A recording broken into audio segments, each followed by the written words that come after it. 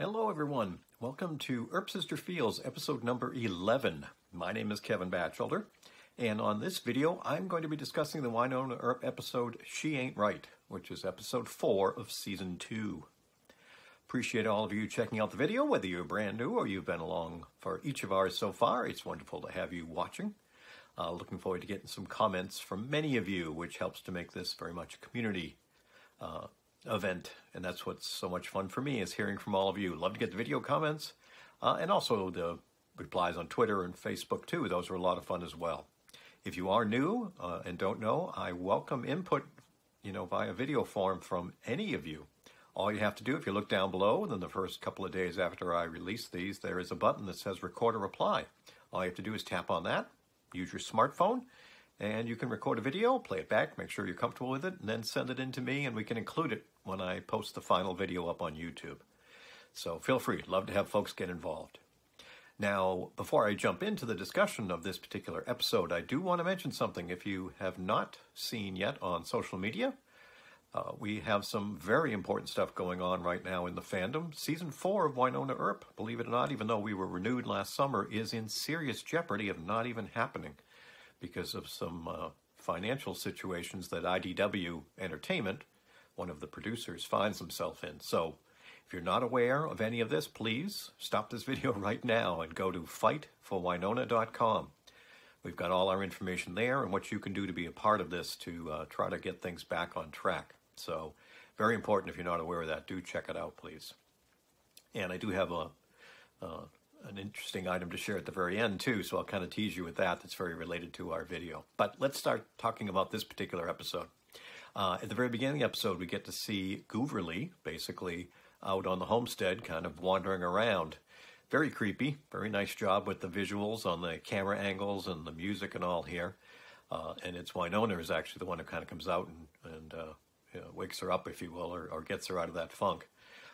Not that long of a scene, but I love the way Melanie delivers the line when Waverly starts to get, kind of shook up by not realizing where she was, when she just tells her it'll be okay. I mean, just simple, but very important to hear it there for her. The next time we have them together is actually at BBD with Jeremy. And there's some really fun stuff in this one, as you folks know. I love Wynonna with her whole assholery and her different ways of justifying the use of the word, as only Wynonna can. Really good stuff.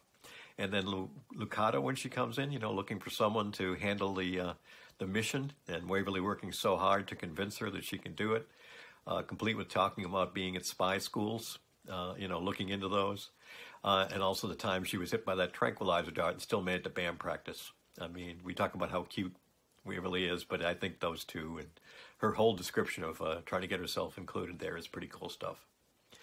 And then the next big stuff we have is when she, Waverly goes uncover, that whole stuff that's going on there. And Wynonna, when she figures out that's where she is and comes across Lucado, not exactly an Earp Sister scene, but when she realizes that Lucado does not have any backup there for Waverly, the way she just totally reacts and tells her, I'll give you a shot right between the eyes. I just love how forceful she is to do that. But the stuff inside, bedings. First off, even before Wynonna gets in there, we have the classic, when Waverly realizes things are not going well, tacos are tasty, tacos are tasty. Becomes such a rallying cry for our entire fandom. We all know, go to a convention or go somewhere, you think there's Earpers around, just say it. You'll find out who is and who isn't an Earper.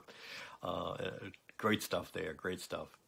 And then a little later on, when the two of them have been taken captive and are tied to the chairs and all, but the bad guys kind of leave the room, or actually before the bad guys leave the room, I like the way Waverly tries to act all tough by telling them that a BBD recovery team is going to come in and go all John Wick on their ass. I love that feisty nature of her. But actually, when the bad guys do leave the room, is some very touching stuff when Waverly is the one who says she wanted to go all Wynonna for once. And then Wynonna's reply is just perfect, telling her, just stick to being Waverly, she's pretty great. That'll warm your heart right there, just hearing that one. But Waverly also takes a moment to kind of tell Wynonna that she knows something's wrong with her.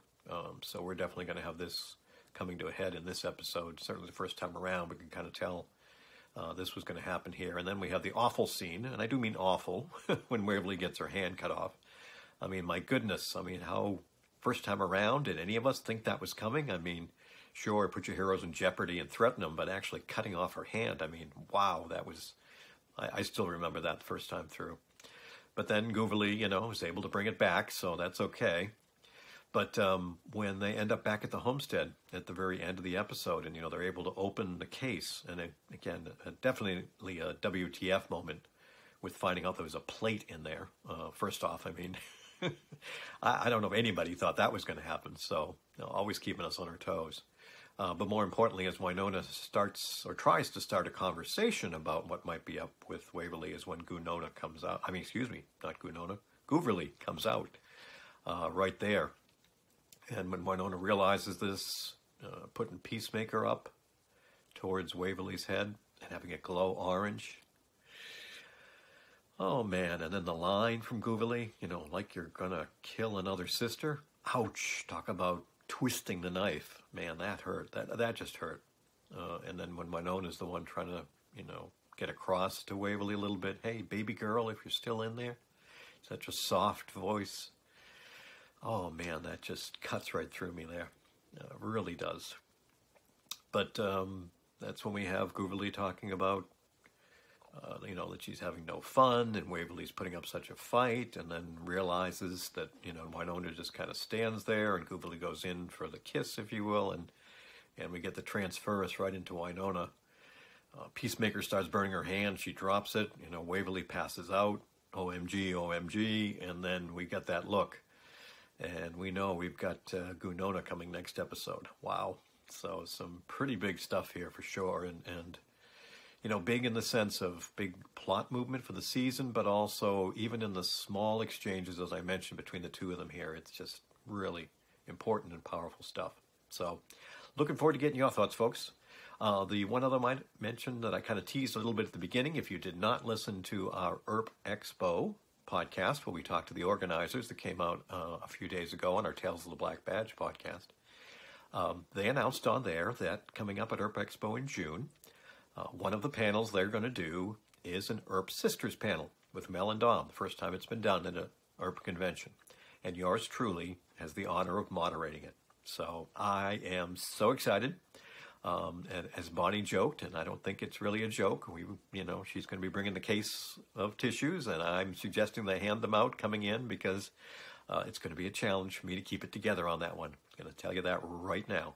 I usually, when moderating panels, been quite an honor to be able to do many of them, but I've not done an Earp Sister one, so I'm going to have to keep it together and try to stay on point there. But I'm very excited for that. Really looking forward to it, and hoping to see lots of you there. All right, appreciate you all tuning in. Hope you all take care, and we'll catch you soon. Hi guys, another Earp Sister Feels video. This is for season 2, episode 4. It was really nice to see Wynonna finally letting Waverly go on a mission on her own, and not really fighting so hard to keep her sheltered and safe, like she usually does. And we can see in Wynonna's expression that she knew that this was coming, and it's only a matter of time.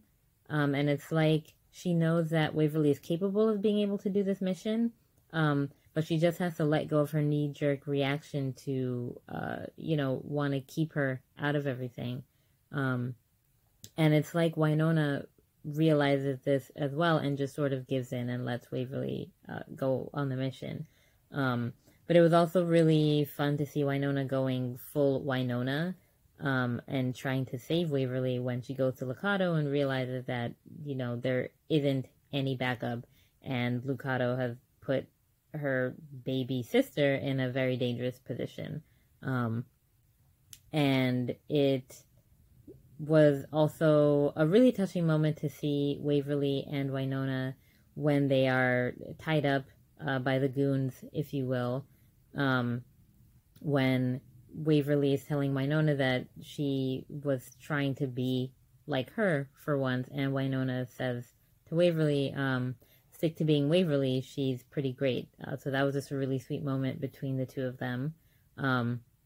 And we also see Waverly starting to break down some of her walls and being very vulnerable with Wynonna when she's telling her that, she knows that something's wrong with her. And she says to Wynonna that for a moment, she thought that Waverly had killed that guy. So Waverly is essentially telling Wynonna that, she's worried about what is happening to her and that something's not right. So yeah, it was really nice to see them having this vulnerable moment with each other.